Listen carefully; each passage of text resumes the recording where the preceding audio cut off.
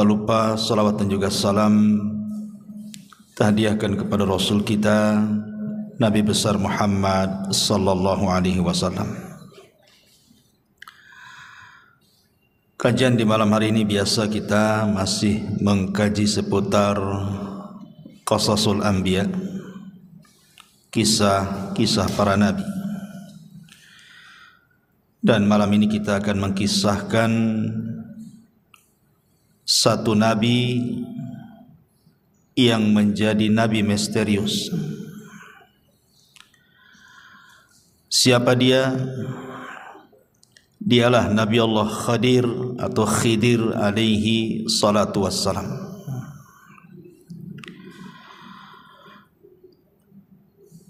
Nabi Khidir ini menarik untuk dibicarakan sebab menjadi polemik para ulama. Apakah dia masih hidup sampai sekarang ataukah dia sudah mati? Bahkan ada cerita-cerita di masyarakat bahawa mereka pernah melihat Khidir katanya. Artinya bahawa ini harus didudukkan secara pandangan syar'i. Apakah memang dia masih hidup? Siapa Nabi Khidir ini? Bagaimana kisah perjalanannya? Dan diutus ke mana beliau? Kemudian akhir hayatnya seperti apa?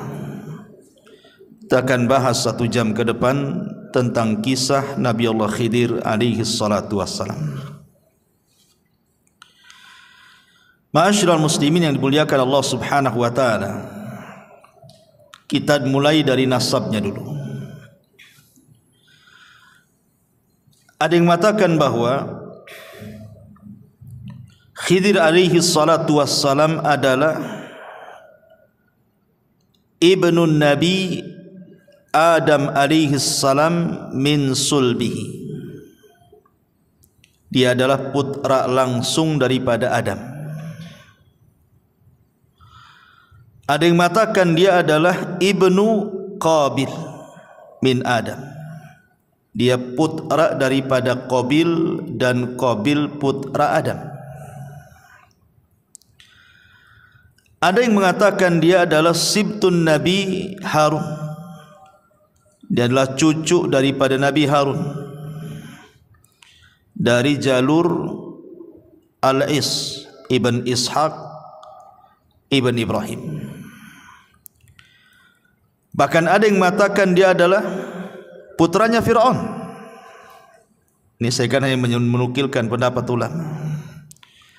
Bahkan ada yang mengatakan dia adalah anak daripada anak-anak Persia. Bahkan ada juga yang mengatakan dia salah satu turunan dari kaum Nabi Ibrahim yang beriman kepada Ibrahim. Wallahu a'lam mana yang benar satu. Tapi yang jelas bahawa di dalam Al-Quran memang tidak disebut nasabnya. Karena Quran sering saya ulang-ulang bukan kitab sejarah. Quran itu kitab hidayah. Sehingga hanya mencuplik beberapa kisah untuk diambil pelajaran. Ma'asyiral muslimin yang dimuliakan Allah Subhanahu wa taala.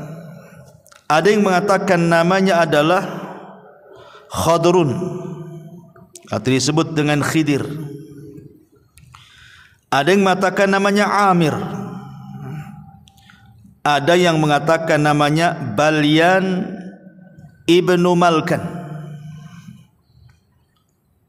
Tetapi kalau kita melihat pada hadis dalam Islam, maksudnya riwayat yang sahih dalam Islam, namanya adalah Khidir. Itulah yang kita kenal berdasarkan hadis Nabi SAW yang dikeluarkan Imam Bukhari. Nabi SAW mengatakan, innama sumiyal khidru atau khadiru li'annahu jalasa ala farwatin bayda fa idza hiya tahtaz min khalfihi hadra. Kata Nabi SAW, sesungguhnya dikasih nama Khidir. Kenapa Khidir diberi nama Khidir? Karena kalau dia duduk di sebuah padang pasir gersang, kemudian dia bangkit dari tempat duduk itu, tempat duduknya itu menghijau, tumbuh-tumbuhan. Maka disebut Khidir dari kalimat hadra. Hadra itu artinya tumbuh-tumbuhan, makanya sayur dalam bahasa Arab itu hadrawat. Dan itu salah satu mukjizat Nabi Khidir adalah ketika dia duduk di tempat gersang, bekas tempat duduknya itu tumbuh rumput, menghijau semuanya. Ma'asyiral muslimin yang dimuliakan Allah Subhanahu wa taala, menjadi perselisihan ulama. Apakah Khidir ini seorang rasul? Apakah Khidir ini seorang nabi? Apakah Khidir ini seorang wali? Ataukah dia hanya rajul saleh, orang saleh saja? Atau dia malaikat? Pendapat yang pertama mengatakan bahwa Khidir itu bukan hanya seorang nabi, tapi juga rasul. Berdalil dengan nanti dalam surah Al-Kahfi yang kita akan bahas. Karena Khidir ini diberikan rahmat, karunia rahmat dan juga ilmu, menunjukkan bahwa rahmat dan ilmu itu tidak diberikan kecuali kepada seorang nabi dan rasul. Tapi ada juga yang mengatakan, dan ini pendapat yang kuat wallahu alam, jumhurul ulama, mayoritas ulama mengatakan Khidir itu nabi, tapi tidak sampai ke level rasul. Karena setiap rasul itu nabi, tapi setiap nabi belum tentu rasul. Nanti kita akan jelaskan. Ada juga yang mengatakan bahwa Khidir itu wali, dan ini banyak diyakini oleh orang-orang yang menisbatkan kepada sufi, orang-orang sufi, orang-orang tasawuf, dan juga orang-orang Syiah. Mereka cenderung mengatakan Khidir itu bukan nabi tapi wali, tapi derajatnya lebih tinggi di atas nabi. Dalilnya apa? Karena Nabi Musa belajar kepada Khidir, menunjukkan Khidir lebih tinggi dibandingkan Musa, karena Musa belajar sama dia masalahnya. Sehingga mereka membuat kaedah bahwa Khidir itu wali, dan wali itu lebih tinggi dibandingkan nabi gitu. Nanti kita akan bantah. Saya sebutkan pendapat-pendapat dulu. Kemudian yang keempat, Khidir itu malaikat yang menjelma dalam bentuk Bani Adam. Dan juga ada yang mengatakan dia hanya orang biasa tapi soleh. Tapi sekali lagi pendapat yang kuat wallahu alam, Khidir itu seorang nabi, tapi tidak sampai ke rasul, tapi di atasnya wali. Karena nabi itu di atasnya wali. Dalil bahwa Khidir ini seorang nabi, pertama mukjizat, tentu mukjizat. Yang tadi saya katakan di antara mukjizatnya, kalau Khidir itu duduk di sebuah tempat yang gersang, kemudian dia pergi menghijau tuh tempat duduknya, dan itu mukjizat. Kemudian dalil yang kedua, nanti kalau kita berkisah setelah ini tentang bagaimana pelajaran Khidir yang ditampakkan kepada Nabi Musa, seperti melobangi kapal, membunuh anak kecil, membenarkan bangunan yang hampir roboh. Tidak mungkin Khidir ini melakukan itu pandai-pandai dia, kan begitu. Tentu ada wahyu. Seperti membunuh orang, membunuh tidak boleh. Berarti ketika Khidir membunuh ini karena ada perintah Allah Subhanahu wa taala.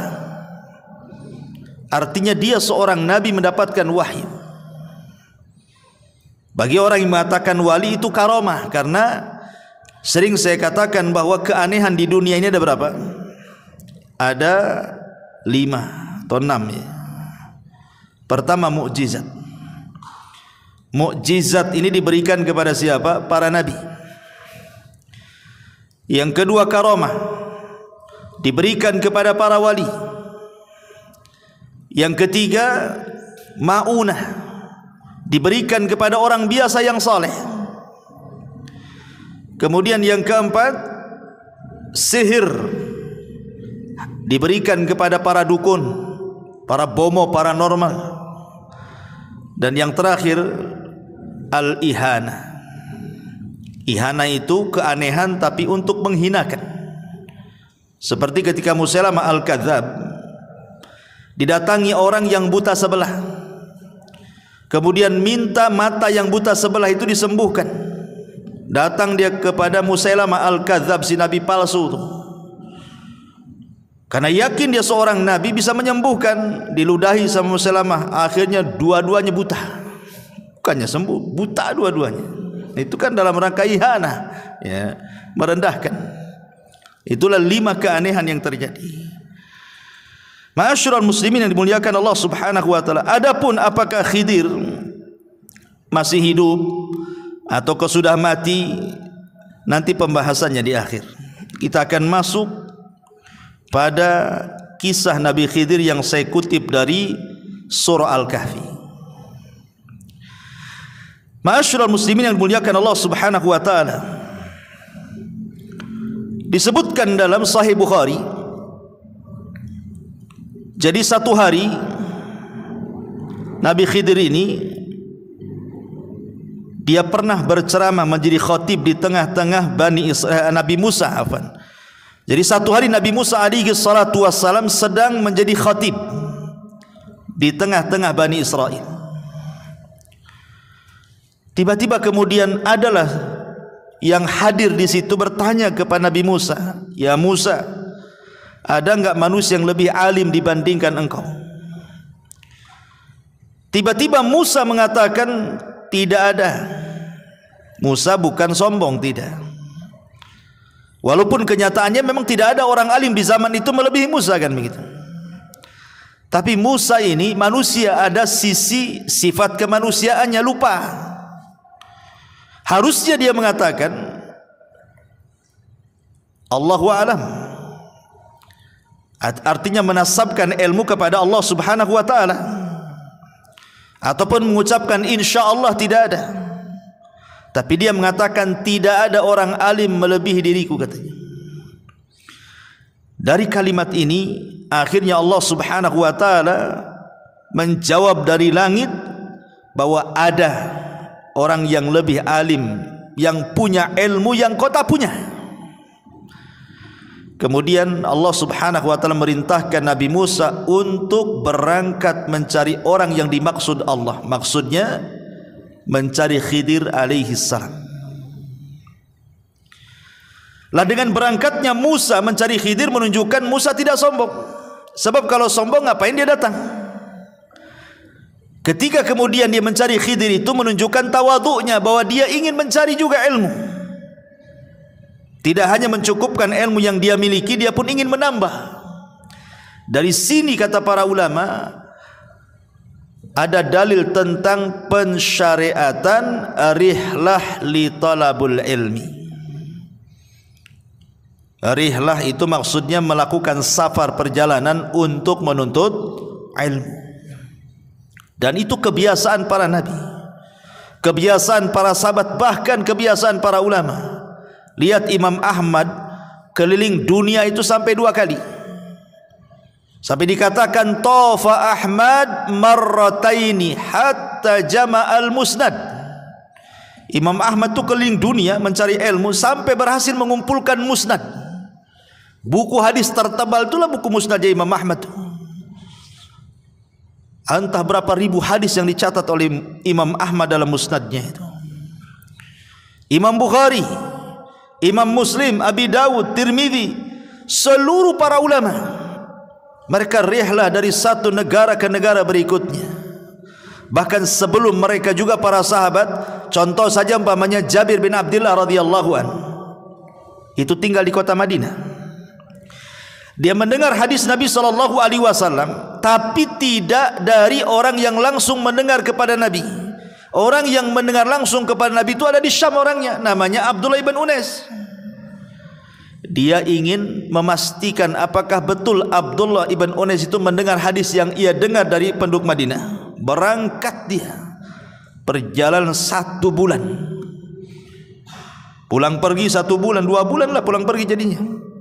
hanya untuk memastikan satu hadis saja itu. Artinya bahwa rihlah para ulama itu luar biasa. Mereka harus mengeluarkan biaya, waktu, tenaga. Kita ini muhajirin itu kalau di Batam ini nggak terlalu jauh, tapi sedikit yang datang kemari. Ya. Nggak tahu kalau setelah ngaji diajak makan, nggak tahu ya. Tapi yang jelas bahwa menunjukkan himmah thalabul ilmi di zaman sekarang ini kurang sekali. Entah kenapa, apa sibuk dengan dunia, sibuk dengan handphone, wallahu alam. Tapi yang jelas bahwa himmah, semangat thalabul ilmi di zaman dulu itu luar biasa, karena ilmu dan para penuntutnya dihargai. Tapi zaman sekarang sudah ilmu tidak dihargai, para penuntutnya tidak dihargai, ustadznya pun tidak dihargai. Makanya itu menjadi malas untuk belajar. Taib. Kemudian setelah itu Musa alaihi salatu wassalam mengajak pembantunya namanya Yusha ibn Nun. Dan begitu para nabi selalu bawa pembantu. Ketika Nabi SAW berdakwah ke Taif, siapa yang dibawa? Zaid ibn Harith, untuk membantu Nabi dalam berdakwah. Sebagaimana Rasul mengambil Zaid ibn Harith, maka Musa mengambil Yusha ibn Nun yang kelak akan menjadi penerusnya. Setelah Musa meninggal, Harun meninggal, Yusha inilah yang akan memimpin Bani Israel untuk mengambil alih Baitul Maqdis. Bahkan Musa juga tidak berhasil, karena dia keburu meninggal di Ardut Tih, di bumi Tih, karena pembangkangan Bani Israel. Padahal nama Yusha dalam Al-Quran kan tidak disebut namanya kan. Allah membahasakan dengan kalimat fatah, pemuda. Namanya siapa pemuda ini?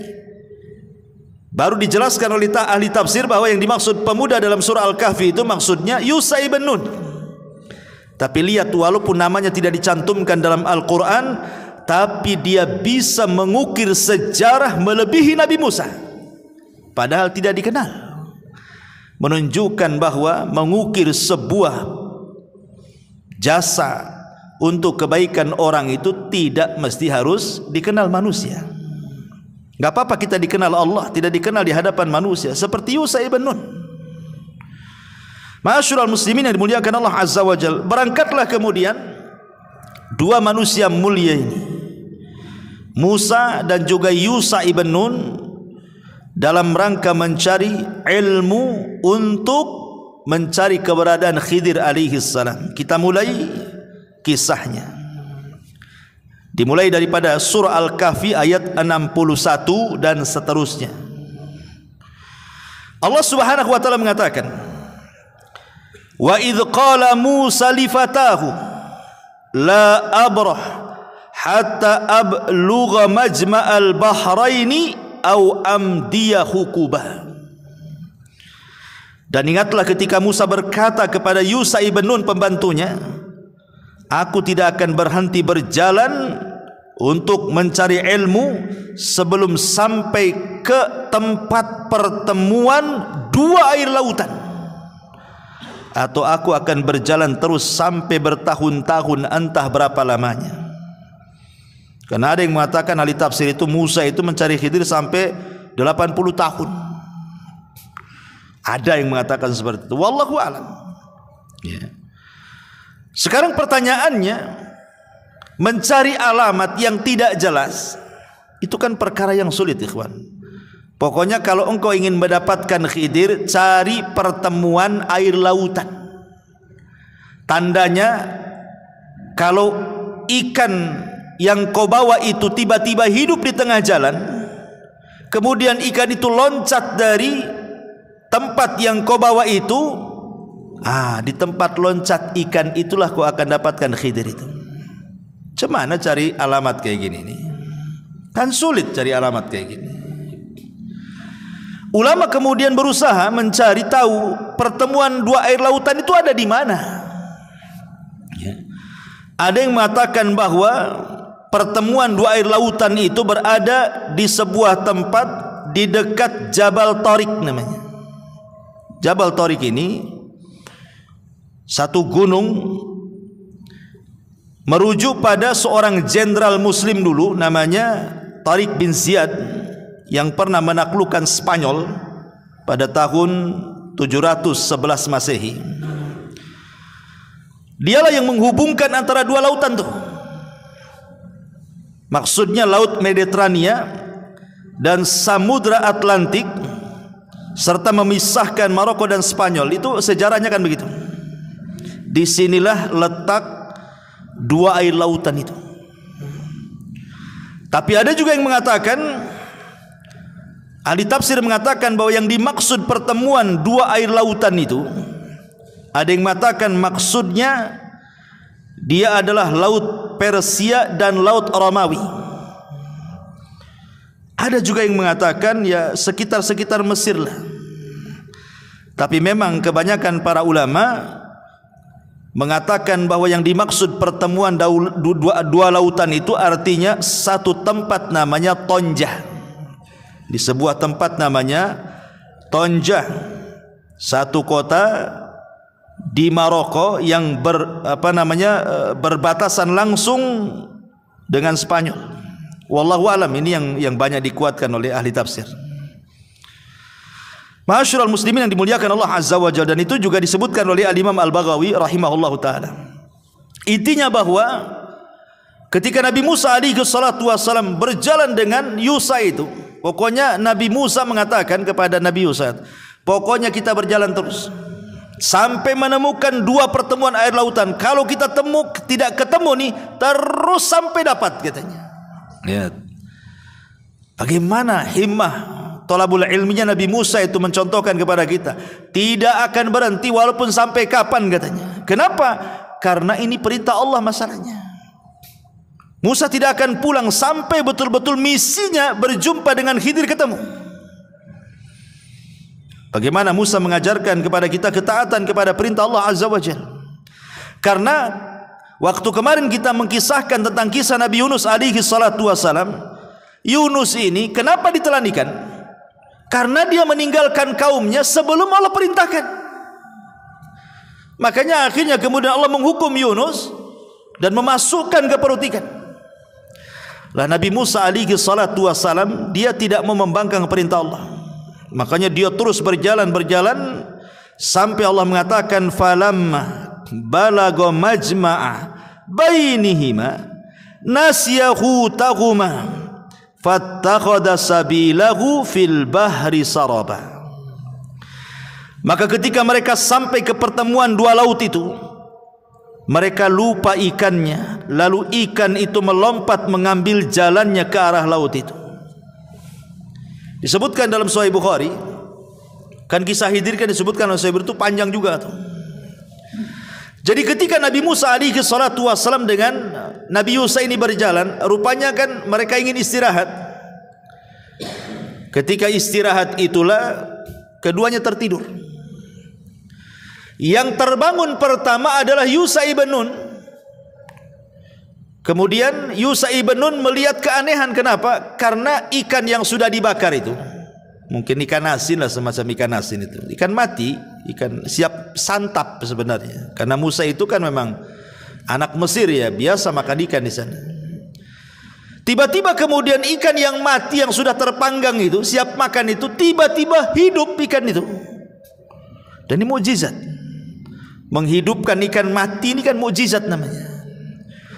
Lah ketika hidup loncat pula ikan itu, kemudian masuk ke genangan air di situ, tapi tidak pergi dari situ, hanya putar-putar di genangan air itu saja. Yusa ibn Nun ini melihat itu aneh gitu, kok bisa terjadi seperti itu. Ketika kemudian Musa bangun, Yusa ibn Nun lupa mau menceritakan peristiwa itu. Kata Musa, ayo kita lanjutkan perjalanan, katanya. Yusa lupa, Yusa ibn Nun itu, bahwa itu tandanya kan begitu. Kalau ikan itu loncat dari tempat, nah itulah Khidir di situ kan. Lupanya lupa dia. Kata Nabi Musa, ayo kita lanjutkan perjalanan. Ayo, kata Yusa. Kemudian disebutkan Allah katakan falamma jawaza qala li fatahu atina ghada'ana laqad laqina min safarina hadza nasaba.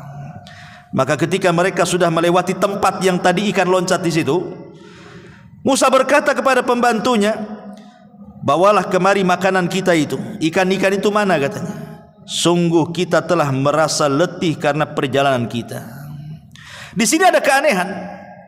Nabi Musa itu diberikan kekuatan oleh Allah Azza wa Jalla. Dia tidak pernah capek. Mau jalan sejauh manapun tidak pernah capek. Tetapi kali ini dia merasakan kepenatan yang luar biasa. Kok capek kali? Berarti di sini ada sinyal tuh. Ada apa-apa? Kok biasa nggak capek? Kok capek gitu? Akhirnya dia mengatakan kepada Yusa, kita berhenti di sini. Kita makan dulu katanya. Mana ikan-ikan itu katanya. Pas ditengok ikan itu sudah tak ada. Kemudian Yusa mengatakan, oh iya, aku baru ingat, kata Yusa ibn Nun, waktu kemarin kita istirahat di sebuah batu tuh, ada peristiwa aneh, ikan yang kita bawa itu hidup kemudian loncat dan ada di genangan air katanya.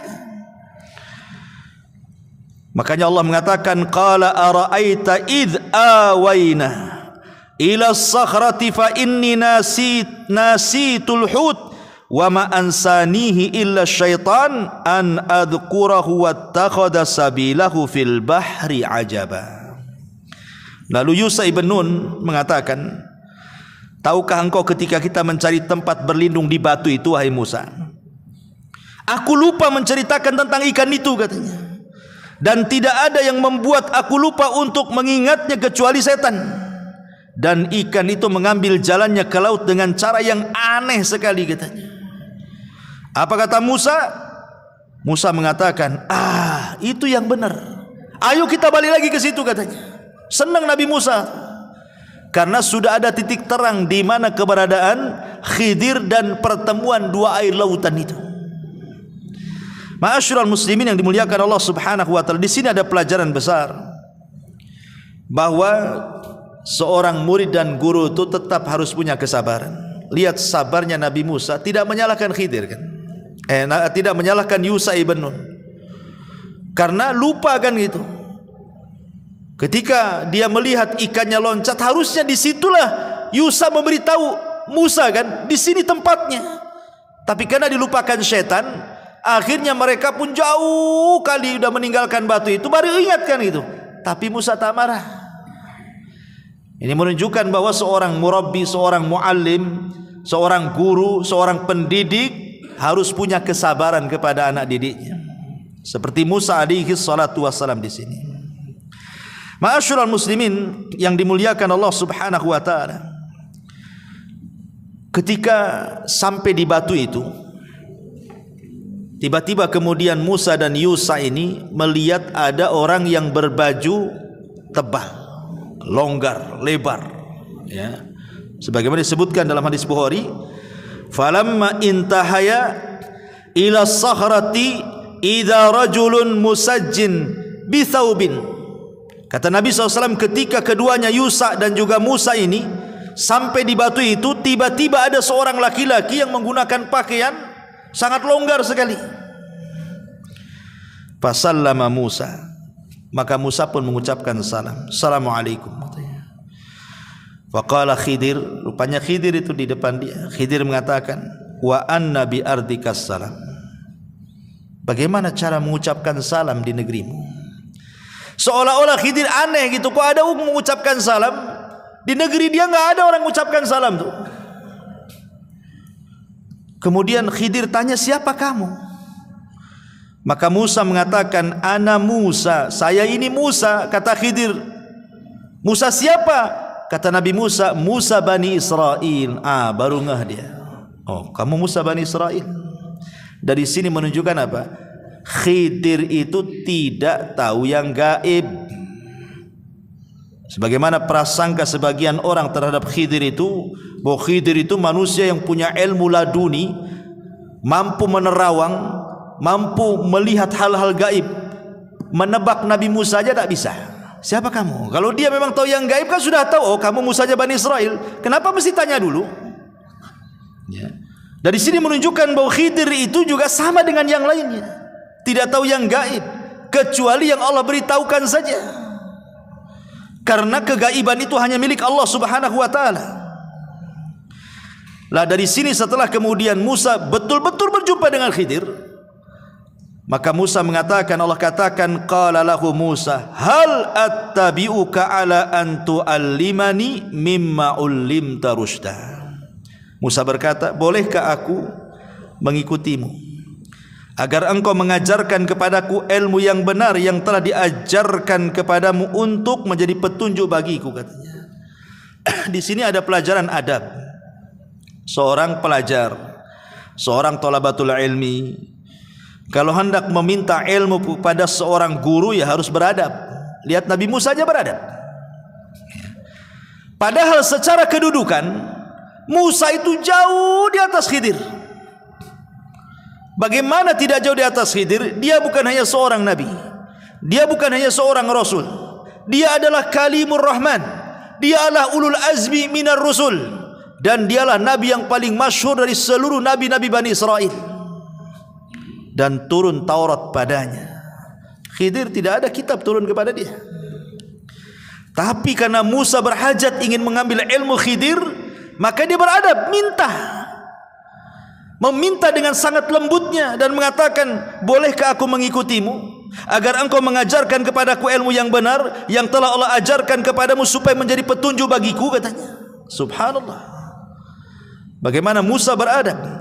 Dari sini kata para ulama, la yambulu ar-rajulu, la yambulu ar-rajulu, orang itu belum dikatakan cerdas kecuali dia bisa mengambil ilmu ala man fauqahu wa ala man dunahu wa ala man siwahu, kecuali dia bisa mengambil ilmu dari orang yang di atas dia, dari orang yang di bawah dia, atau dari orang yang setara dengan dia.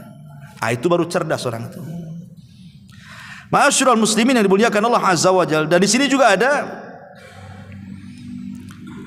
pendalilan yang salah yang saya katakan tadi. Ada sebagian orang menganggap bahwa wali itu lebih tinggi dibandingkan nabi. Buktinya apa? Khidir menjadi gurunya Nabi Musa. Berarti wali itu lebih tinggi dibandingkan para nabi. Kita katakan nabi lebih tinggi dibandingkan wali. Nabi itu lebih tinggi dibandingkan wali. Dari mana kita tahu? Karena Nabi Musa alaihi salatu wassalam, dia mengatakan dalam hadis itu, ya Musa, ketika dalam perjalanan Nabi Musa alaihi salatu wassalam dengan Khidir, salah satu diskusinya adalah, ya Musa, inni ala ilmin min ilmillah allimnihi la ta'lamhu anta wa anta ala ilmin allamakahu la a'lamuhu, kata Khidir. Musa, aku punya ilmu yang kau tak punya, tapi kau juga punya ilmu yang aku tidak punya. Ya. Ini bantahan bahwa orang-orang yang menganggap bahwa Khidir itu lebih tinggi dibandingkan Musa, maknanya Khidir itu wali, Musa itu nabi. Kok nabi belajar sama wali, berarti wali lebih tinggi dibandingkan nabi. Kita katakan di sini ada dialog. Khidir sendiri yang ngomong kepada Nabi Musa, hei Musa, aku punya ilmu yang kau tak punya, tapi aku juga tak punya ilmu yang kau punya. Artinya masing-masing punya ilmu di sini. Kecuali kalau memang Musa tidak punya ilmu kecuali Khidir yang punya, itulah. Ini kan masing-masing punya ilmu. Dan kita tidak ragu lagi bahwa ilmu yang dimiliki Nabi Musa jauh lebih banyak dibandingkan ilmu yang diberikan kepada Khidir.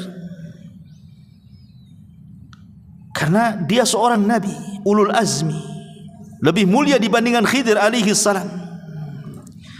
Tetapi Khidir memberikan syarat dan mengatakan, qala innaka lan tastati'a ma'iya sabra. Sungguh engkau tidak akan sabar kalau belajar sama saya, katanya.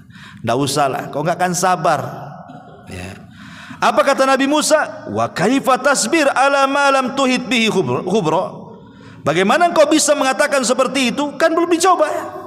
Aku belum belajar kok kamu sudah mengatakan seperti itu, katanya. Kemudian Nabi Musa meyakinkan kepada Khidir dan mengatakan, satajiduni insyaallah sabira wala a'silaka amra.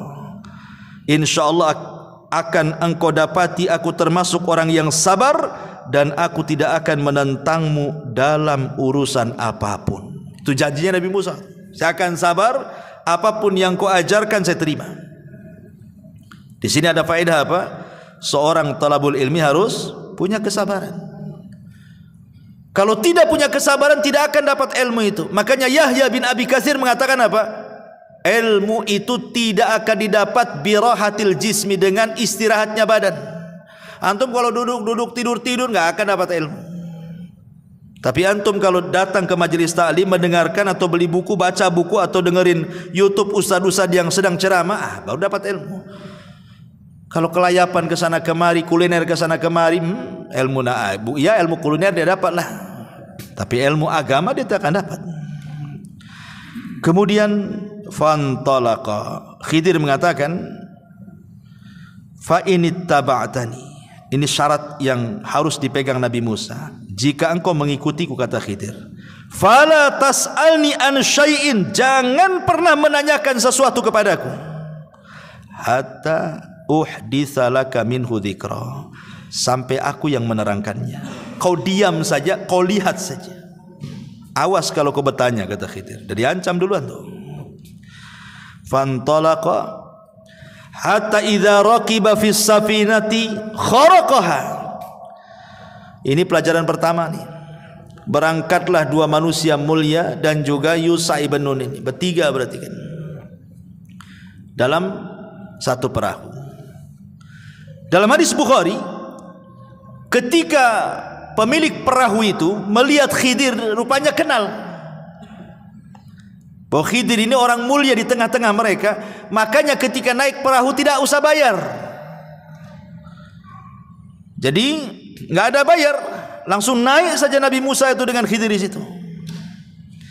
Di tengah perjalanan, di tengah-tengah lautan itu, sambil berbincang-bincang Musa dengan Khidir, tiba-tiba melihat burung. Burung itu tiba-tiba menukik ke lautan, kemudian mengambil sebagian kecil air dengan paruhnya, kemudian naik lagi, kemudian hinggap di ujung perahu. Khidir alaihi salatu wassalam mengatakan, ya Musa, ma naqasa ilmi wa ilmuka min ilmillah illa kanaqrati hadal usfur fil bahri. Lihat Musa, tuh burung tuh yang nuki, kemudian ngambil air dengan paruhnya, kemudian terbang lagi. Ilmu saya dengan ilmu kamu kalau digabungkan itu hanya seteguk air yang diminum oleh burung itu. Adapun lautan ini, inilah ilmu Allah, katanya. Lihat bagaimana di sini ada pelajaran bahwa ilmu yang diberikan Allah kepada kita ini hanya satu teguk yang diteguk oleh burung saja. Itulah dengan satu teguk itulah ada yang jadi profesor, ada yang jadi dokter, ada yang jadi insinyur, ada yang jadi penemu, jadi orang cerdik, cerdas, pandai, dan begitu seterusnya. Hanya setitiklah ilmu Allah yang Allah berikan kepada kita itu. Lebihnya lautan itu ilmu Allah. Di sini ada pelajaran, jangan sombong. Satu jengkal di bawah kaki aja kita nggak tahu apa isinya. Tiba-tiba kemudian sombong pula di hadapan Allah Azza wa Jalla. Takabur dengan pengetahuannya, dengan kekayaan, dengan jabatannya. Siapa anda? Ilmu yang anda miliki itu bagian dari ilmu yang setetes yang diteguk burung itu, ya. Ma'asyiral muslimin yang dimuliakan Allah Azza wa Jalla. Kemudian ketika sampai di daratan, sudah kapal itu sudah mendarat gitu ya, sudah menepi. Tiba-tiba Nabi Khidir alaihi salatu wassalam merusak kapal itu dengan cara apa? Menyobek satu papan. Ditarik satu papan itu, ya secara otomatis tiba-tiba kapal itu tenggelam lah. Lah Musa masih di situ, Khidir masih di situ, yang punya perahu masih di situ. Apa kata Nabi Musa alaihi salatu wassalam? Qala akharaqtaha litughriqa ahlaha laqad ji'ta syai'an amra, kata Nabi Musa. Sungguh engkau telah berbuat sesuatu yang salah besar, wahai Khidir. Kenapa kau bolongi perahu ini, katanya? Apakah kau akan menenggelamkan pemiliknya? Padahal dia di sana juga. Musa tidak mengatakan apakah kau akan menenggelamkan kapalnya, tidak. Tapi apakah kau akan menenggelamkan pemiliknya? Nabi Musa mendahulukan jiwa orang tuh. bukan perahunya tapi jiwanya. Yang kedua, Nabi Musa berpikir, ini orang nggak tahu baik budi ini, udah dikasih tumpangan gratis, nggak bayar lagi, tiba-tiba kemudian sudah sampai dibolongi, dirusak pula kapal itu. Mana syukurnya? Seolah ngomong begitu itu Nabi Musa kepada Khidir itu. Makanya dia agak emosi kan, karena Nabi Musa ini pantang melihat sebuah kemungkaran itu. Musa lupa perjanjian di awal kan. Apa perjanjiannya? Jangan tanya. Jangan tanya ya. Kalau kau tanya, jangan belajar. Itu kan perjanjiannya. Tapi spontanitas, karena melihat kemungkaran, lupa diri dia. Akhirnya dia mengatakan, ini apa-apaan ini katanya. Makanya kemudian Khidir mengatakan, alam akul innaka lan tastati'a ma'iya sabra. Kata Khidir, bukankah sudah kukatakan engkau tidak akan sabar kalau belajar kepada aku katanya. Buktinya nih baru satu pelajaran udah sibuk kau. Akhirnya Musa berjanji dan mengatakan, qala la tu'akhidni bima nasid wa la turhikuni min amri usra. Kata Nabi Musa, janganlah engkau menghukum aku karena kelupaanku, dan jangan pula engkau membebani aku dengan sesuatu yang sulit dalam urusanku. Janganlah ngajari yang aneh-aneh katanya. Tapi memang lupa saya tadi. Kalau saya ingat mungkin saya nggak akan ngomong katanya. Kemudian Khidir masih maafkan. Fantalaqa hatta idza laqiya ghulaman faqatalahu. Ketika kemudian mereka sudah ke daratan, berjalan sebentar, nampaklah anak-anak sedang main. Rupanya ada anak yang paling ganteng, yang paling baik. Pokoknya yang paling ganteng dari semua anak-anak kecil itu. Khidir datang ke tempat itu, diambil pula anak itu. Kemudian diambilkan batu. Kemudian batu itu dalam riwayat Bukhari dibenturkan ke kepalanya. Tidak cukup sampai itu, dipisahkan kepala sama badannya. Oh, ini ngeri kali pelajarannya nih. Ini belajar apa ini? Nyomot anak-anak, kemudian ngambil batu, dibentur kepalanya. Nggak sampai situ, dilepaskan pula kepala dari badannya. Itu riwayat Bukhari itu. Sampai seperti itu pelajarannya. Ini Musa ini nggak lupa, ingat bahwa dia tidak boleh ngomong. Tapi masalahnya ini sudah masalahnya lain ini. Bukan kalau tadi lah bolongi kapal, dia lupa. Dia ingat tidak boleh banyak ngomong. Tapi masalah ini kemungkaran ini bukan kemungkaran kecil, bunuh orang. Musa marahlah. Dia mengatakan apa? Dia mengatakan kepada Khidir alaihi salam, seolah-olah mengatakan, ya Khidir, aqatalta nafsan zakiyatan bi ghairi nafsin laqad ji'ta syai'an nukra katanya. Agak keras Nabi Musa nih. Kalau tadi keras memang lupa dia kan dengan aturan belajar. Ini dia ingat dia. Tapi dia nggak sabar. Ini mana ada pelajaran bunuh-bunuh orang nih. Musa mengatakan, mengapa engkau bunuh jiwa yang bersih bukan karena dia membunuh orang lain? Sungguh engkau telah melakukan sebuah perbuatan yang sangat-sangat mungkar, menghabisi nyawa orang. Apalagi yang kau habisi itu anak gak punya dosa, belum balik. Salah apa dia? Macam mana kau bisa bunuh anak ini? Lo belum balik, belum punya dosa, kenapa kau bunuh? Ketika Musa ngangkat suara, Khidir lebih ngangkat lagi suaranya. Diangkat lagi, sama-sama ngangkat nih. Apa kata Khidir? Qala alam aqul laka. Kalau tadi innaka, ini laka. Pakai laka lagi. Dalam bahasa Arab artinya laka ini lebih keras daripada kalimat innaka. Alam aqul laka innaka lan tastati'a ma'iya sabra. Sudah kukatakan, kau nggak akan sabar kan? Kata soal seperti itu ya. Sudah kukatakan dari awal, kau nggak akan sabar. Musa nggak lupa ini, betul-betul ingat gitu. Tapi karena masalah pembunuhan dia nggak bisa tutup mulut kan itu, dia harus bicara. Tapi akhirnya Musa pun agak sedikit merendah dan mengatakan, qala in sa'altuka an syai'in ba'daha fala tusahibni laqad balagta min ladunni udhra. Kata Nabi Musa, ya sudah gini saja, Jika aku bertanya lagi kepadamu tentang sesuatu setelah ini, maka janganlah engkau memperoleh aku menyertaimu lagi. Dah, enggak usah lagi sama aku. Sesungguhnya engkau sudah cukup bersabar menerima alasanku, katanya. Ini terakhir kata Musa. Kalau sampai aku bertanya lagi, udahlah sampai di situ aja. Enggak apa-apa, saya enggak ikut lagi, katanya.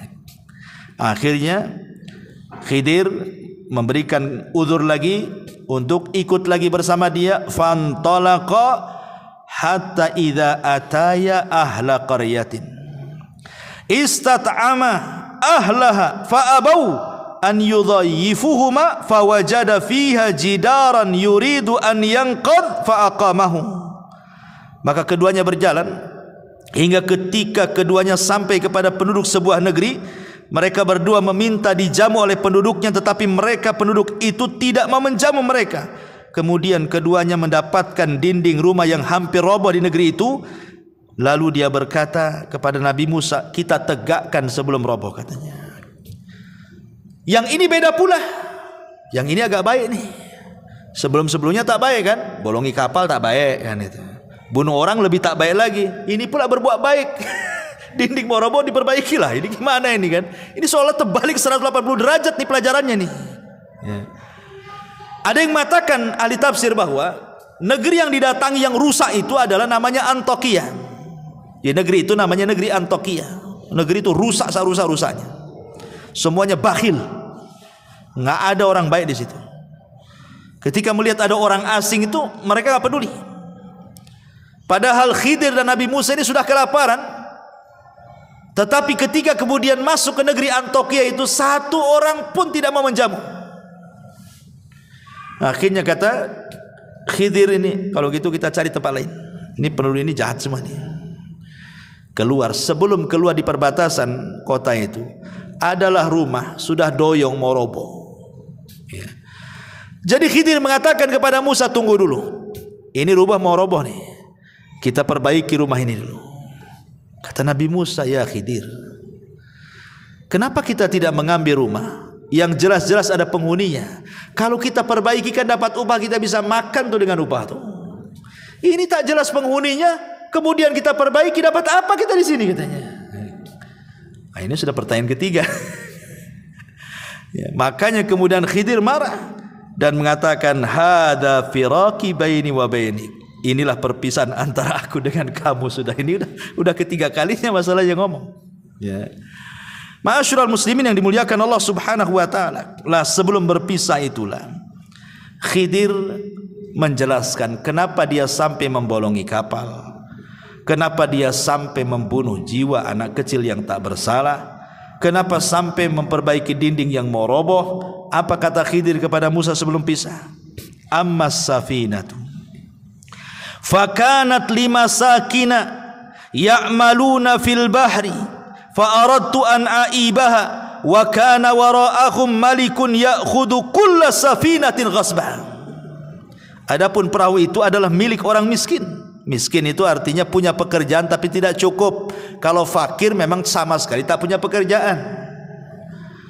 Jadi miskin dengan fakir itu, fakir di bawahnya, miskin di atasnya. Karena ini punya perahu kan, orang ini kan punya perahu, berarti punya pekerjaan, tapi tidak mencukupi. Nah, itu disebut miskin.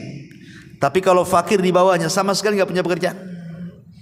Ya, umpamanya ada janda tua, umurnya sudah 60-70 tahun, udah lumpuh, mau kerja apa, keluarganya nggak tanggung jawab, itu disebut fakir namanya. Nah, makanya orang-orang yang membantu orang-orang seperti ini, al-armalah ini, orang-orang janda-janda tua yang nggak sanggup lagi bekerja, nggak ada yang bertanggung jawab, maka pahalanya sama dengan Anda sholat malam setiap malam dan Anda puasa sunnah setiap hari. Ya, karena orang fakir yang dibantu oleh kita. Kalau miskin di atas itu masih punya pekerjaan seperti orang ini punya perahu, ya, tapi tidak mencukupi.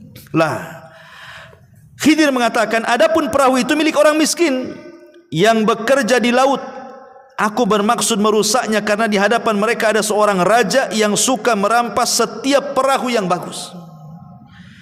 Jadi Khidir ingin mengatakan, aku loh tidak merusak parah, hanya membeset kayu supaya dia tenggelam. Kalau seandainya dia mau pakai perahu lagi kan tinggal diangkat, diperbaiki sebentar aja udah bisa itu. Sebab kalau seandainya itu perahu itu nampak cantik, nampak bagus, nanti digosok, diambil, dicuri, dirampok sama penguasa sini. Penguasa sini jahat-jahat. Dari sini ada kaidah ikhwatu fiddin muliakan Allah Subhanahu wa taala, bahwa boleh kita melakukan kemadharatan kecil untuk mendapatkan kemaslahatan besar. Membolongi kapal ini kan kecil karena bisa diperbaiki lagi nanti. Tapi kalau tidak dibolongi, diambil lagi, kan madharatnya lebih besar tuh. Berarti maslahatnya jauh lebih besar supaya perahunya tidak diambil orang dan dia bisa bekerja lagi. Contohnya apa? Contohnya kalau antum sakit, punya gula umpamanya, diabetes. Kata dokter ini jarinya harus dipotong, diamputasi. Kalau tidak akan menjalar. Memotong jari itu tidak boleh. Karena jari ini bukan milik kita, milik Allah. Dari atas kepala sampai kaki itu milik Allah. Tidak boleh kita menyakiti badan kita sendiri. Tapi kalau seandainya kata dokter ini harus dipotong, diamputasi nih, kalau enggak nanti kemana-mana itu virusnya, berarti kita memotong itu sebenarnya salah, tidak boleh. Tapi karena ada maslahat besar, kalau tidak dipotong mati, berarti boleh memotong jari untuk kemaslahatan yang lebih besar, hidup dia gitu maksudnya. Nah, itulah namanya kaidah melakukan madarat kecil untuk mendapatkan maslahat besar. Ya, dan ini kaidah ini ma'ruf, bisa dipakai di mana-mana. Kemudian dia mengatakan, wa ammal ghulam fakana abawahu mu'minaini fakhashina an yuhriqahuma tughyanan wa kufra. Adapun anak yang ganteng yang saya ambil, yang saya pukul dengan batu dan saya pisahkan lehernya itu, dia itu punya orang tuanya soleh, orang tuanya baik. Aku takut kalau dia besar, anak ini jadi kufur, jadi jahat, durhaka, akhirnya mengganggu agama kedua orang tuanya. Makanya kubunuh sebelum dia besar. Ini kan tidak mungkin Khidir melakukannya kecuali karena wahyu. Tidak bisa antum main-main, anak pengenlah jadi Khidir. Tengokin anak-anak yang lagi main-main tuh. Siapa yang paling nakal, antum ambil tusuk pakai pisau. Kenapa Ustaz? Kenapa kau tusuk tuh? Nampak kecil-kecil dan nakal tuh. Nanti udah besar apa kurang ajar katanya. Ini enggak bisa kita lakukan seperti Khidir karena kita dah enggak dapat wahyu. Khidir ini melakukan karena wahyu. Dan ini juga ada dalil bahwa bagaimana Allah mengatakan wa asa an tuhibbu syai'an wa huwa syarrul lakum wa asa an takrahu syai'an wa huwa khairul lakum. Terkadang yang kita anggap baik buruk pula di sisi Allah. Terkadang apa yang kita anggap buruk baik pula di sisi Allah. Meninggalnya anak ini kan keburukan. Mana ada orang tua yang menginginkan anaknya mati? Enggak ada orang tua yang menghendaki anaknya mati kan? Wa asa an takrahu syai'a. Tapi terkadang apa yang kita anggap buruk ini menjadi kebaikan bagi dia di sisi Allah. Kalau tidak dibunuh sama Khidir, dia akan besar, bisa saja dia membunuh orang tuanya. Wa asa an takrahu syai'an wa yaj'alallahu fihi khairan katsira, kata Allah. Boleh jadi sesuatu yang Anda anggap buruk itu ada kebaikan yang banyak di situ. Ya. Ma'asyiral muslimin yang dimuliakan Allah Subhanahu wa taala, wa ammal jidar, yang ketiga. Adapun kenapa tadi saya memperbaiki dinding yang rumah yang mau roboh itu. Wa ammal jidar fakana li gulamaini yatimaini fil madinati wa kana tahtahu kanzun lahuma wa kana abuhuma salihan fa arada rabbuka an yablugha ashuddahuma wa yastakhrija kanzahuma rahmatan min rabbika wa ma fa'altuhu an amri dzalika ta'wilu ma lam tasti alaihi sabra. Kata Nabi Khidir kepada Musa, adapun dinding yang mau roboh itu milik dua anak yatim. Tuh kakek buyutnya, ada yang mengatakan kakek buyut yang ke-9 atau yang keberapa, dulunya orang soleh. Kita jaga sekarang cicit cucutnya nih. Karena di balik rumah itu ada harta karun. Sempat roboh rumah ini, kita tahulah ini orang-orang Antokia ini jahat-jahat. Kita aja masuk nggak mau dikasih makan, tiba-tiba dapat harta karun. Orang bakhil itu jelas pasti akan datang mengambilnya. makanya kita rawat hartanya supaya jadi warisan. Dari sini kata para ulama, kalau ingin baik anak-anak kita, maka baiklah kita. Kalau kita baik, orang tua baik, kita soleh, istri kita soleha, jangan khawatir tentang anak kita. Sekalipun kita meninggal, Allah akan utus malaikat merawat mereka. Lihat di sini, Allah utus Khidir dan Musa untuk merawat anak kecil kan. Maksudnya harta warisannya dirawat. Karena apa? Karena kakek buyutnya itu ada yang soleh tuh.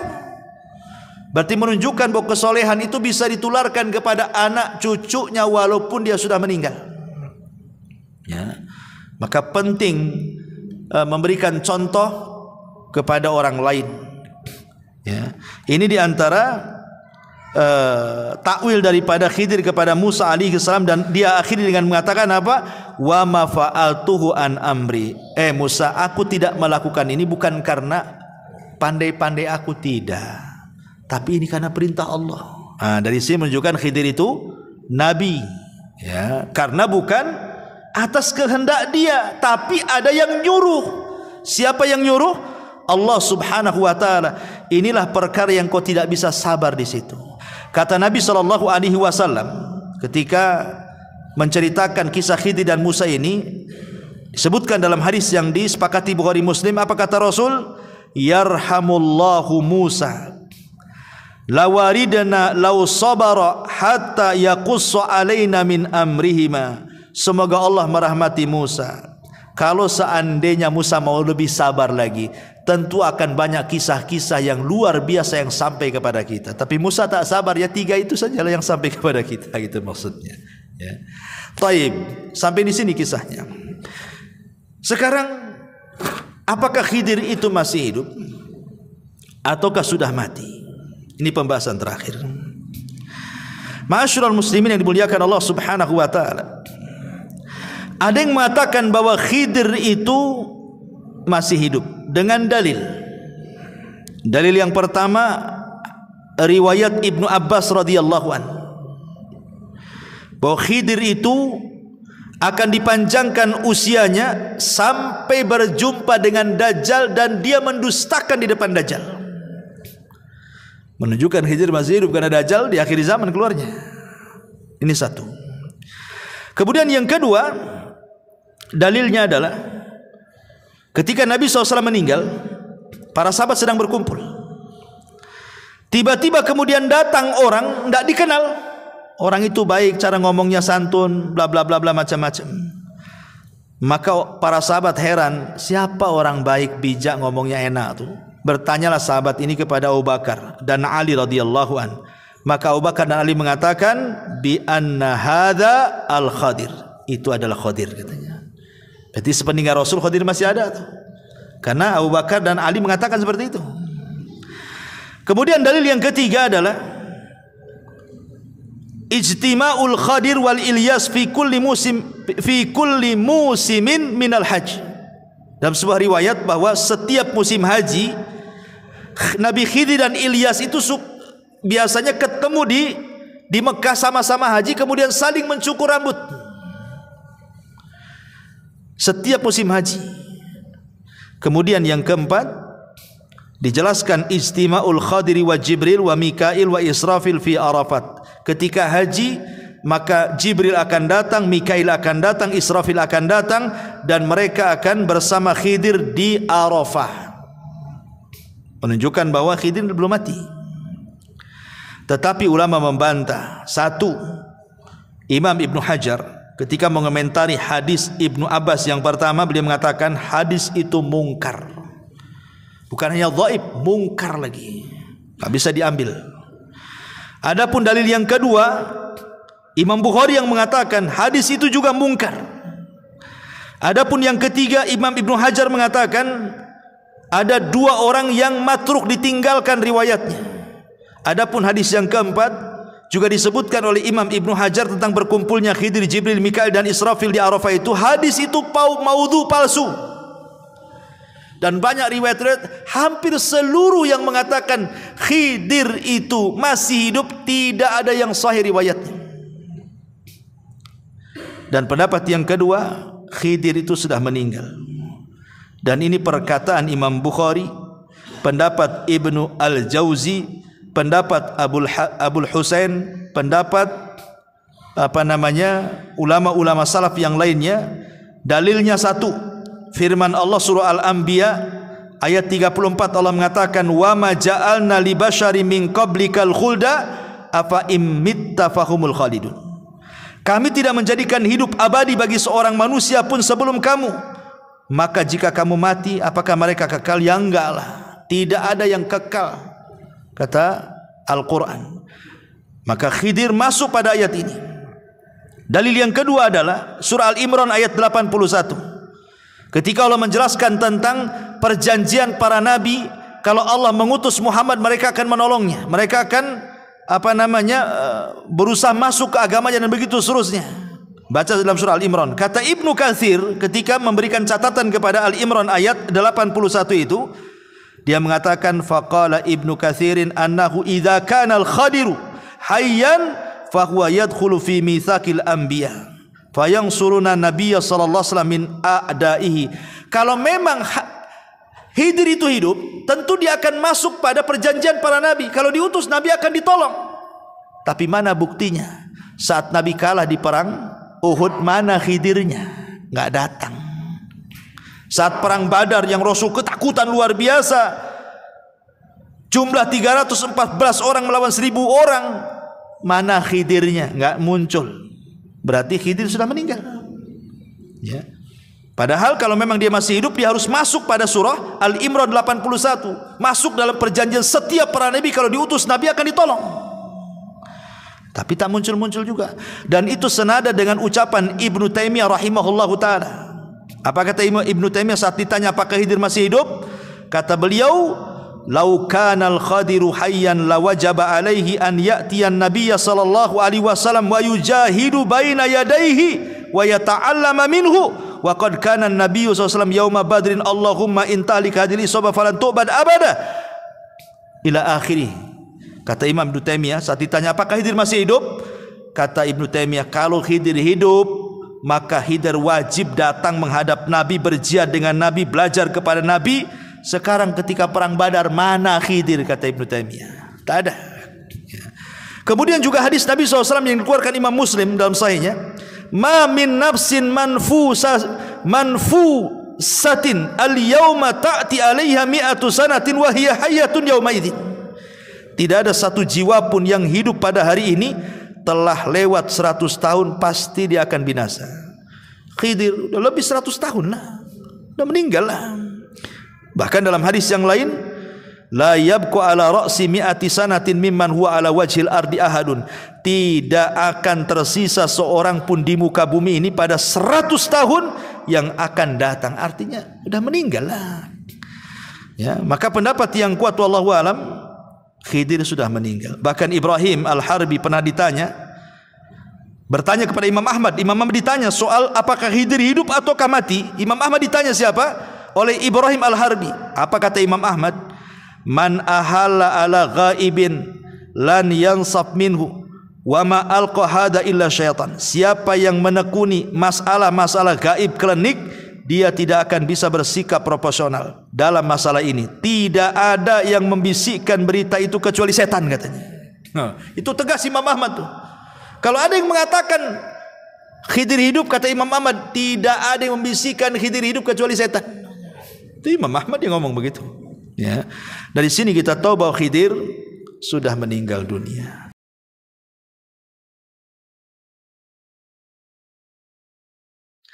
Lah di antara 10 tanda kiamat itu adalah nuzulu Isa bin Maryam, turunnya Isa bin Maryam. Inilah ada hubung kait alaqah Isa dengan umat Islam. Bagaimana kisah? Ini yang menarik, ikhwan. Ma'asyiral muslimin yang dimuliakan Allah Subhanahu wa taala. Ketika kaum muslimin kebingungan karena tidak ada pemimpin yang bisa memimpin mereka dan dunia sudah kacau, maka tiba-tiba Allah Subhanahu wa taala takdirkan seorang keturunan Nabi dari Hasan ibnu Ali. Namanya sama dengan nama Rasul Muhammad dan nama bapaknya sama dengan nama bapak Rasul Abdullah. Muhammad ibn Abdullah Al-Hasani Al-Alawi muncul di Mekah. Kemudian Allah perbaiki dalam satu malam. Allah berikan kecerdasan dalam memimpin, bersiasat, perang dan begitu seterusnya. Akhirnya orang-orang membaiat kepada orang ini yang disebut dengan Al-Mahdil Muntadhar, Imam Mahdi yang ditunggu-tunggu kaum muslimin. Akhirnya kemudian kemunculan Imam Mahdi ini terdengar oleh tentara yang ada di Syam. Maka mereka pun datang membawa pasukan untuk membunuh Imam Mahdi. Tapi di antara Mekah dan Madinah ada namanya Baida. Tiba-tiba terjadi gempa dan menghancurkan semua pasukan yang hendak membunuh Al-Mahdi. Allah buat gempa dan Allah masukkan di dalam tanah. Itulah tanda yang paling jelas tentang kemunculan Imam Mahdi. Jadi kalau ada orang yang ngaku Imam Mahdi, harus ada tanda yang ini. Kalau belum ada tanda, ada pasukan yang kemudian ditenggelamkan ke bumi oleh Allah di Baida, berarti Imam Mahdi kaleng-kaleng, ya kan? Imam Mahdi ngaku-ngaku. Karena sejak zaman dulu pun sudah ada orang ngaku Imam Mahdi. Sejak zaman dulu. Contoh umpamanya di zaman Imam Malik. Di zaman Imam Malik itu sudah ada orang ngaku Imam Mahdi. Jadi ada keturunan Husain kalau tidak salah di zaman Imam Malik itu memberontak. Namanya Muhammad ibn Abdullah juga, ya, memberontak kepada kerajaan Umayyah, kerajaan Abbasiyah. Dan orang-orang mengira bahwa itu Al-Mahdi. Lah kebetulan Imam Malik itu berfatwa, yang fatwanya bicara tentang talak. Apakah talak yang dipaksa itu jatuh atau tidak jatuh? Pamannya, saya pegang pistol, saya todongkan ke kepala antum, ceraikan istrimu. Kalau enggak saya ledakan kepalamu. Paksalah antum ceraikan istri.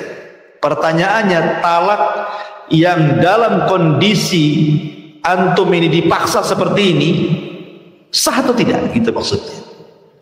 Maka Imam Malik mengatakan tidak sah, karena dipaksa. Enggak boleh talak itu dipaksa, ya kan? Lah fatwa Imam Malik dipelintir karena ketika itu terjadi pemberontakan oleh Muhammad ibn Abdullah, itu turunan keluarga Nabi, kepada Bani Abbasiyah. Seolah-olah fatwa Imam Malik yang mengatakan tidak sah ini memperkuat pemberontakan. Maksudnya gimana? Bani Abbasiyah ini merebut Bani Umayyah dengan cara paksa. Berarti menurut fatwa Imam Malik, talak dengan cara paksa itu tidak sah. Berarti merebut kekuasaan dengan cara paksa tidak sah juga. Gitu ya, dikait-kaitkan gitu ya. Berarti Bani Abbasiyah ini ketika merebut kekuasaan Bani Umayyah tidak sah karena dipaksa. Ketika itu terjadi pemberontakan, seolah-olah fatwa Imam Malik ini memperkuat pemberontak. Akhirnya oleh Gubernur Madinah, Imam Malik ditangkap dan dipenjarakan. Bahkan disiksa, dipukul sampai tulang bahunya patah. Sehingga Imam Malik itu kalau sholat tidak bisa, sehabis di penjara ini kalau sholat tidak bisa kayak kita begini. Jadi sholatnya gini, Allahu Akbar gitu. Jadi orang-orang mengira bahwa meletakkan tangan seperti ini itu madhabnya Malik. Ya, padahal Imam Malik tidak bisa meletakkan di dada karena sebab patah bahunya. Ya begini jadi. Ya kan? Jadi orang-orang mengira ini mazhabnya Imam Malik, padahal tidak. Karena dalam kitab Muwatta Imam Malik pun mencantumkan hadis tentang qabd, tentang meletakkan tangan kanan di tangan kiri dan di dada. Itu karena patah saja. Artinya di zaman Imam Malik kan sudah ada. Ya, bahkan dulu sebelumnya juga Umar bin Abdul Aziz disangka Imam Mahdi. Jadi sejak dulu itu prediksi Imam Mahdi sudah ada kan. Itu zaman dulu, apalagi zaman sekarang macam-macam Mahdi itu keluar. Mahdinya orang Medan lah, Mahdinya orang Jakarta gitu, macam-macam Mahdinya orang India gitu. Jadi tidak bisa kita ngaku Mahdi itu. Kenapa? Karena tandanya yang paling jelas kalau ada pasukan dari Syam hendak membunuh dia ketika saat pembaiatan di Makkah. Maksudnya di sekitar Ka'bah. Harus dibayat di sana. Bukan di Medan dibayatnya, harus bayat di Mekah. Ya. dan pasukan yang akan membunuhnya harus tertimpa gempa di Baida antara Mekah dan Madinah. Kalau kita mendengar itu berarti memang yang dibayar itu Imam Mahdi, itu maksudnya. Singkat cerita, Imam Mahdi pun kemudian perang bersama kaum muslimin. Kemudian terjadilah perang yang disebut di dalam hadis itu sebagai Malhamatul Kubra, atau istilah Yahudi Armageddon, atau istilah kita Malhamatul Kubra. Perang salib antara Islam dan orang-orang Romawi. Itu perang tidak ada yang lebih dahsyat dibandingkan perang itu. Perang-perang dunia pertama, dunia kedua, atau mungkin akan dunia ketiga lagi, tidak sedahsyat perang itu. Karena itu perang penghabisan. Kemana Yahudi? Yahudi tidak ikut di sini. Ketakutan sembunyi dia. Makanya kemudian ketika Yahudi tidak ikut membantu orang Nasrani, Dajjal keluar, arah kepada orang Yahudi. Karena kata Nabi SAW, Dajjal itu tidak keluar kecuali karena sebuah kemurkaan yang disuruh. Dan dia murka karena Yahudi diam saja ketakutan. Makanya Dajjal keluar di situ. Lah dalam peperangan ini kan kaum muslimin menang. Padahal sebelumnya kaum muslimin bersama orang Nasrani itu ada hubungan untuk menyerbu negara yang bukan ahli kitab, dan mereka menang. Tiba-tiba kemenangan itu diklaim oleh orang-orang Nasrani, maka orang Islam marah dan mengatakan kemenangan ini milik Allah. Makanya kemudian akhirnya terjadi kerenggangan, pembatalan islah, kemudian terjadi perang yang disebut dengan Malhamatul Kubra itu. Singkat cerita, akhirnya ketika kaum muslimin menang, disinilah turun Dajjal. Turun, atau Dajjal keluar, bukan turun, muncul Dajjal. Dan Dajjal muncul diikuti oleh 70.000 Yahudi Asfahan, itu pasukan intinya. Kemudian keliling dunia selama 40 hari, 40 malam, dan berhasil menguasai sebagian besar dunia, menjadi pengikut Dajjal. Lah Al-Mahdi tidak bisa melawan Dajjal dengan pasukan sebanyak itu. Akhirnya kemudian Al-Mahdi ini membawa kaum muslimin untuk sembunyi di gunung. Mereka balik ke Palestina, ke Syam, kemudian sembunyi di gunung bersama kaum muslim. Karena mereka tidak bisa menghadapi Dajjal dan pasukannya. Lah selama mereka bersembunyi itulah, akhirnya mereka pun merasa kelaparan, karena bagaimanapun mereka harus makan. Sampai-sampai dikisahkan bahwa kalaulah ada kepala kerbau itu jauh lebih baik dibandingkan punya uang banyak, karena yang mereka hajatkan makan. Harta ghanimah buat apa kalau tidak ada makanan? Tetapi kemudian lama-lama mereka kelaparan, berpikir nih kalau kita tetap bersembunyi di sini, kita mati konyol di sini. Kita harus perang. Kita harus menghentikan kejahatan Dajjal ini. Dia sudah memfitnah banyak manusia, kita harus menghentikannya. Maka sepakatlah pasukan bahwa esok hari mereka akan bertempur melawan Dajjal. Walaupun kekuatan mereka tidak seberapa, tapi minimal ini upaya terakhir mereka untuk melawan Dajjal. Imma nasrun wa imma syahadah. Menang atau mati syahid, gitu bahasa. Akhirnya kemudian mereka pun tertidur malam itu dengan sangat pulasnya. Kemudian di waktu menjelang subuh mereka bangun. Kemudian Imam Mahdi memerintahkan muadzin untuk mengumandangkan azan. Saat selepas azan itulah mereka dikagetkan dengan langit yang tiba-tiba gelap. Langit tiba-tiba gelap. Kenapa Allah Subhanahu wa taala gelapkan langit? Rupanya di situlah Allah Subhanahu wa taala hendak menurunkan Isa bin Maryam. Dalam keyakinan ahli sunnah dan keyakinan Islam, Isa itu belum mati. Isa itu ditidurkan kemudian diangkat ke langit, dan itu pendapat jumhur mayoritas ulama. Walaupun ada yang menyelisih seperti Imam Suyuti mengatakan Isa itu mati kemudian diangkat, tapi nanti akan diturunkan lagi katanya. Tapi pendapat yang kuat bahwa Isa itu belum mati, dia hidup, cuma ditidurkan kemudian diangkat ke langit dan akan turun di akhir zaman. Lah ketika Isa turun, maka Isa kemudian turun dari langit kedua bersama dua malaikat yang mengapitnya. Sampai-sampai Nabi SAW menjelaskan, dia memakai mahrudataini, kain semacam kain ihram yang diapit dua malaikat, ya kan? Kemudian juga di mana kain itu mengeluarkan bau minyak za'faran dan misk. Dan apabila kemudian wajahnya tertunduk ke bawah seperti ini, maka akan menetes air seolah-olah dia habis mandi. Padahal tidak, karena rambutnya keriting kemudian lurus sampai bahu. Dan kata Nabi SAW, warna kulitnya putih kemerah-merahan seperti seolah-olah dia baru keluar dari hammam. Mungkin bahasa kitanya habis sauna lah gitu ya. Jadi bersih Isa itu. Kemudian turun ke bumi. Di mana turunnya Isa? Isa turun di sebuah menara di sebelah timur Damaskus. Lah menara itu, ma'asyiral muslimin yang dimuliakan Allah Azza wa Jal, Manaratul Bayda yang berwarna putih itu sudah ada. Sekarang ada menaranya. Ada di pasar. Ya, di pasar itu ada menara dan itu sudah umurnya sudah ratusan tahun. Di mana? Di Suriah sana, Damaskus. Ya, panjangnya sekitar ya 15 meteran lebih lah. Di mana Isa itu akan turun di situ. Kemudian setelah Isa turun, maka Isa akan memakaikan baju perangnya. Kemudian setelah dia pasang baju perangnya, kemudian dia menemui kaum muslimin yang ada di gunung yang sedang bersembunyi. Ketika kemudian kegelapan itu hilang, maka mereka melihat di hadapan mereka adalah ruh Allah, ada Isa bin Maryam. Kenapa mereka mengenal Isa? Ya dari ciri-ciri yang disampaikan Nabi akan tentunya. Bahwa ini adalah Isa.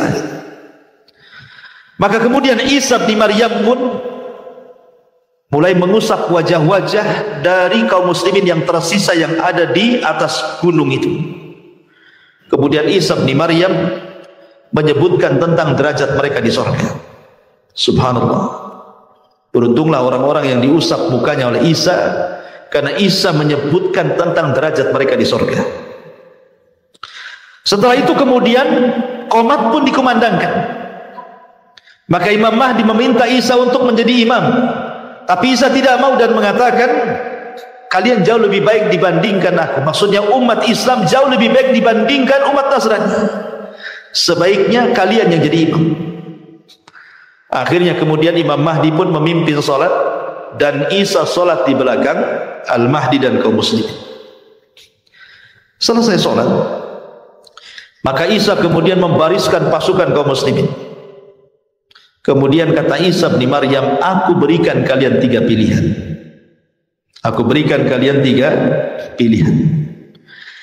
Pilihan yang pertama, aku akan berdoa kepada Allah agar Allah Subhanahu wa ta'ala memunculkan tentara-tentara yang bukan kalian.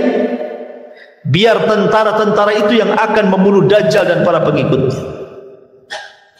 Yang kedua, atau aku akan berdoa kepada Allah agar Allah Subhanahu wa ta'ala mengirim gempa untuk menenggelamkan Dajjal ke dasar bumi dan pasukannya, dan kalian tetap tinggal di sini. Kemudian yang ketiga, atau kalian siap berjihad dan aku pimpin perang. Maka kaum muslimin ketika itu berpikir tentu yang ketiga lebih utama. Karena mereka berpikir bahwa Dajjal sudah merusak, mencelakakan keluarga mereka, memfitnah kaum muslimin.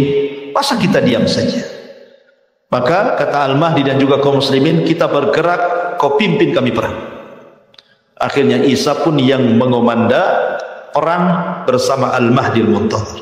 Turunlah mereka selepas sholat subuh itu. Turun, kemudian berhadapan dengan Dajjal. Ma'asyiral muslimin yang dimuliakan Allah Azza wa Jalla, ketika Dajjal melihat Isa ini sudah tahu.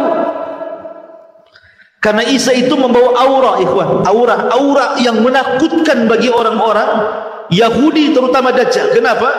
Bayangkan Isa itu punya nafas.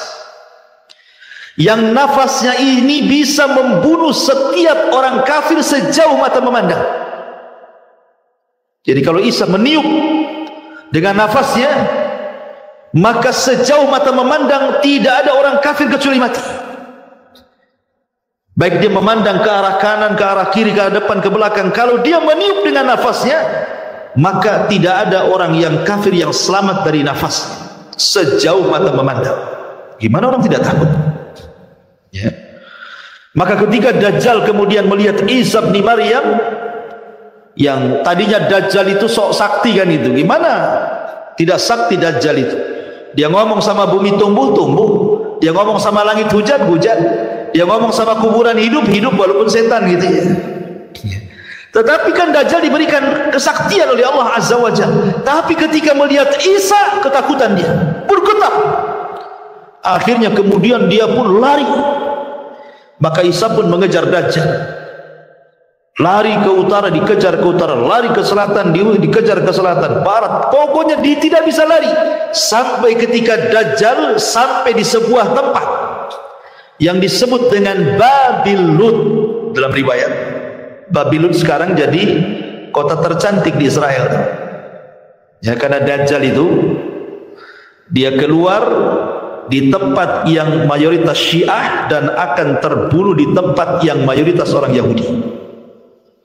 Keluarnya di mana? Khurasan. Khurasan di mana? Irak. Dan akan mati di Babilon. Babilon di mana? Israel. Seolah-olah ada hubung kait Syiah dengan Yahudi kan? Ya.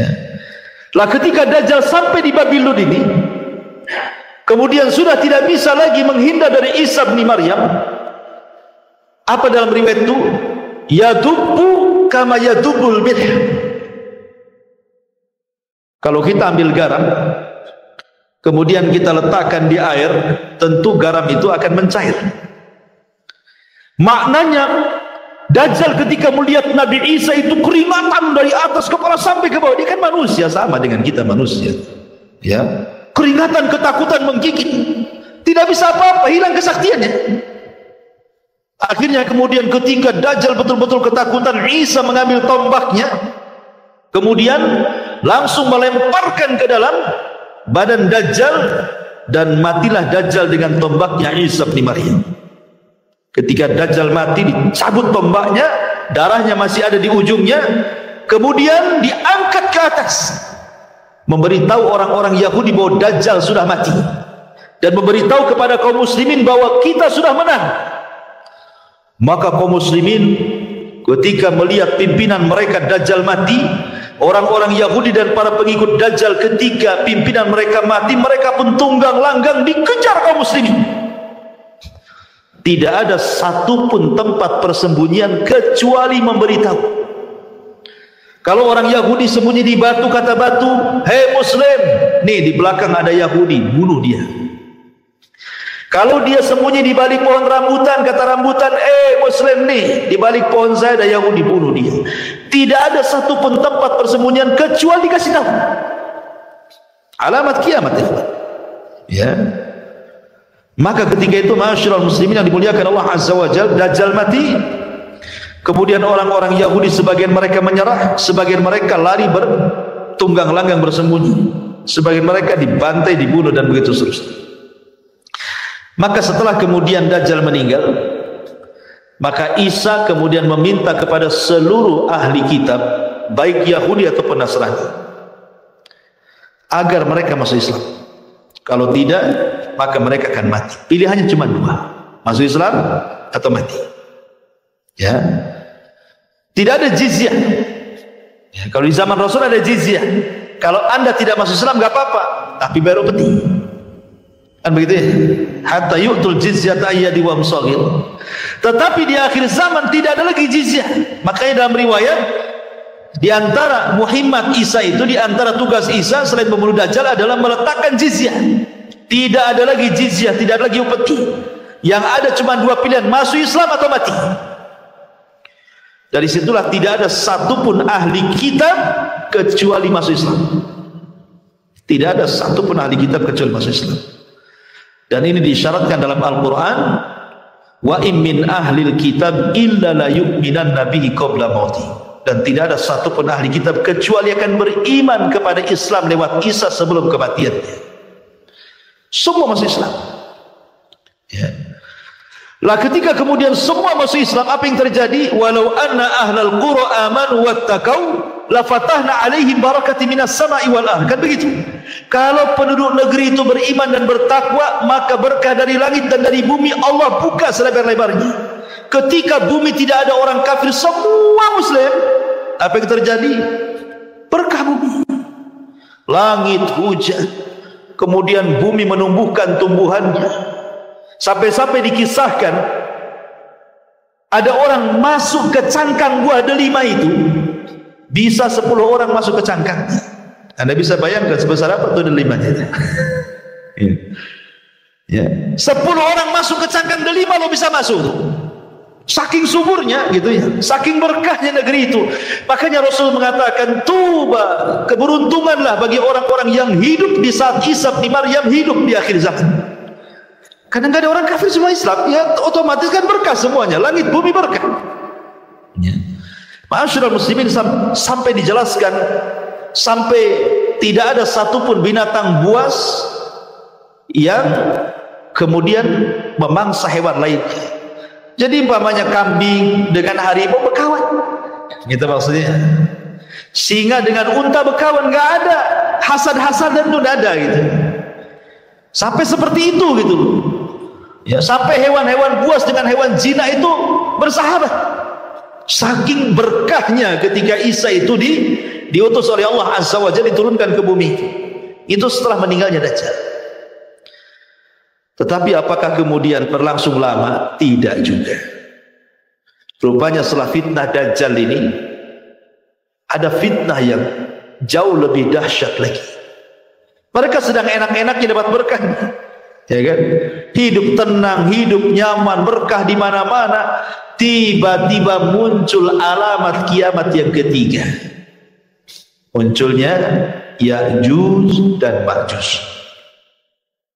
Tiba-tiba benteng yang pernah dibangun Dzulqarnain itu copot. Padahal setiap hari Ya'juj dan Ma'juj itu melubangi benteng itu. Ya. Apabila sudah terlobangi, kemudian pimpinannya mengatakan besok lagi. Nanti malam kita istirahat, besok lagi kita lanjut gitu. Kalau besoknya lagi ke tempat yang digali, sudah nggak ada itu galiannya, kembali nutup tanahnya. Setiap hari seperti itu. Tetapi kata Nabi SAW, nanti diilhamkan oleh Allah Azza wa Jalla kepada pemimpin Ya'juj dan Ma'juj mengatakan insya Allah. Sebab kata insya Allah inilah lubang itu jebol. Apa kata pimpinan Ya'juj dan Ma'juj? Nahfiru ghadan insya Allah. Besok kita gali lagi insya Allah. Gara-gara insya Allah ini, besoknya lubang itu tetap utuh dan tidak kembali. Mereka gali lagi sampai akhirnya mereka berhasil melubangi benteng Dzulqarnain itu. Kata Al-Quran, dalam Al-Quran sampai Allah mengatakan min kulli hadabin yansil. Jadi keluarnya Ya'juj dan Ma'juj dari lubang itu seperti air yang tumpah dari ketinggian, saking banyaknya. Dari sini muncul, dari mana-mana Ya'juj dan Ma'juj itu. Bayangkan sahabat, bandingan manusia di zaman itu, satu dari kita 999 Ya'juj dan Ma'juj. Jadi kalau kita kelahi dengan Ya'juj dan Ma'juj itu, antum satu orang melawan 999 Ya'juj dan Ma'juj, menang nggak antum? Akan menang 10 orang aja kau antum. Oh 999 pula kan gitu ya, 1000 dikurangi 1, ya nggak mungkin menang. Makanya kata Nabi SAW mengatakan, nanti ada kaum yang tidak bisa diperangi, tidak bisa dibunuh, sebaiknya menghindar dari kaum ini. Maksud isyarat Nabi SAW dengan kata-kata seperti itu, maksudnya apa? Maksudnya Ya'juj dan Ma'juj tidak bisa memerangi sebanyak itu. Gimana caranya coba? Akhirnya kemudian terpaksa Isa bin Maryam mengajak kaum muslimin untuk mengungsi lagi ke gunung. Ini setelah meninggalnya Al-Mahdi. Karena Imam Mahdi itu kan berkuasa 7 tahun saja. Kalau Isa ini 40 tahun. Ya. Jadi Isa ini akhirnya membawa kaum muslimin untuk sembunyi di Bukit Tur. Semua kaum muslimin naik ke Bukit Tur, hanya bisa memantau dari kejauhan. Cuman bedanya kalau Ya'juj dan Ma'juj dengan Dajjal itu, kalau Dajjal memfitnah agama, Orang disuruhnya menyembah dia. Tapi Ya'juj dan Ma'juj fitnahnya beda, karena Ya'juj dan Ma'juj itu hanya merusak saja. Sampai-sampai nih ketika keluar dari benteng itu, orang yang paling depan ini, Ya'juj dan Ma'juj paling depan ini melewati Buhairah, melewati sungai bendungan Tiberias. Tiba-tiba sekali minum habis tuh danau Tiberias itu. Jadi yang belakang sudah nggak dapat tuh. Makanya bahasanya tidaklah melewati yang hijau kecuali kering, tidak melewati air kecuali kering. Semua dimakan dia. Dan ahli tafsir sampai mengatakan termasuk dia juga memakan manusia, kanibal. Jadi kalau dia membunuh di luar rasnya, maka akan dibunuh dan dimakan dagingnya. Jadi kanibal, betul-betul kanibal. Lah Ya'juj dan Ma'juj ini merusak di bumi. Betul-betul dirusak bumi ini. Sampai semua manusia di bumi ketakutan karena setiap berjumpa dibantai, dibunuh, dibantai, dibunuh. Semua begitu.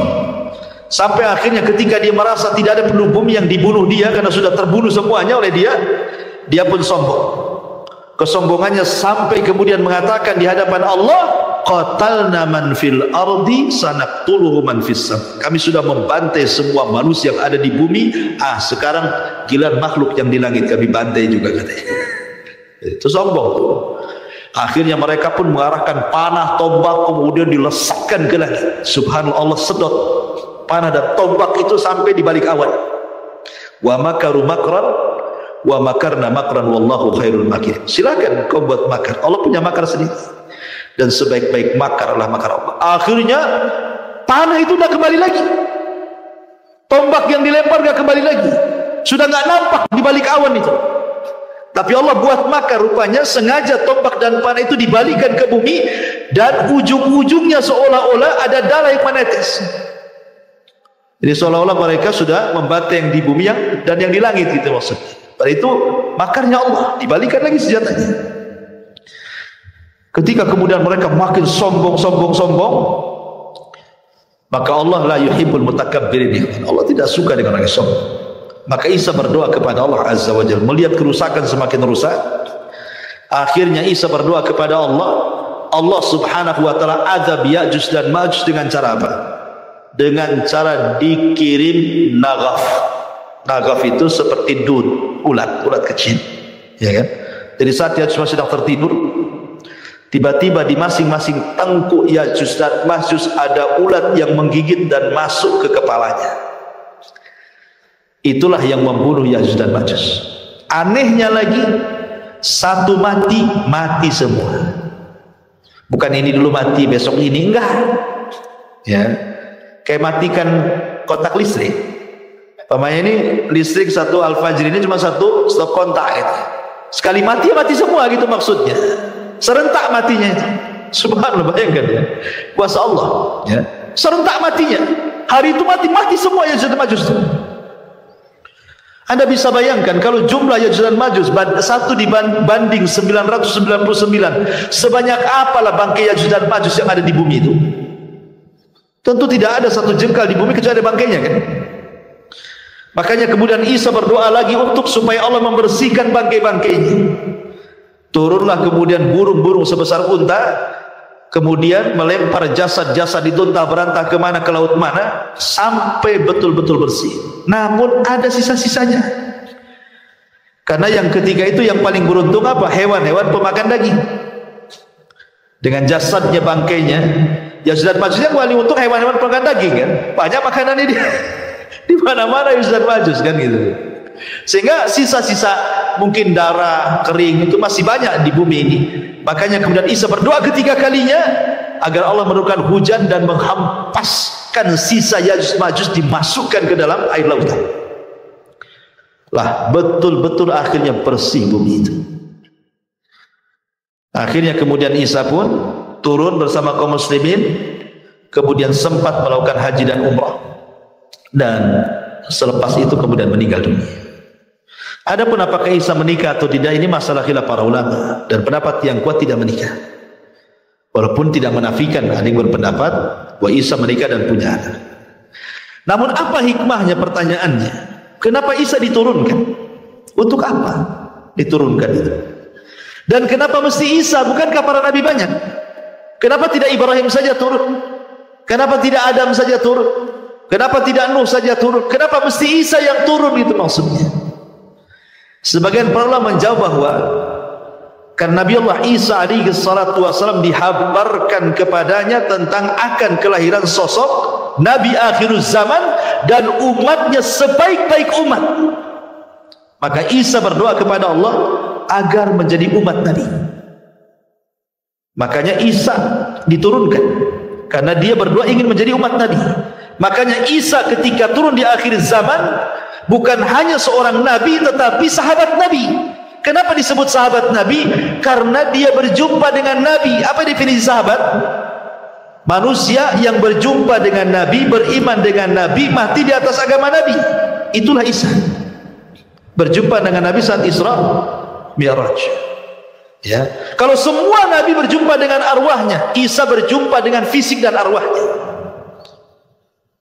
Berjumpa dengan Nabi, masuk Islam, sholat di belakang Imam Mahdi, mati bersama kaum muslimin. Ya. Nabi plus sahabat dan umat Nabi SAW. Jadi itu kenapa kemudian Isa itu, kenapa mesti Isa yang turun? Karena Isa tahu bahwa umat Rasul umat terbaik dan ia ingin menjadi umatnya, makanya Isa yang diturunkan dibandingkan yang lain. Yang kedua, Isa itu sama dengan Adam.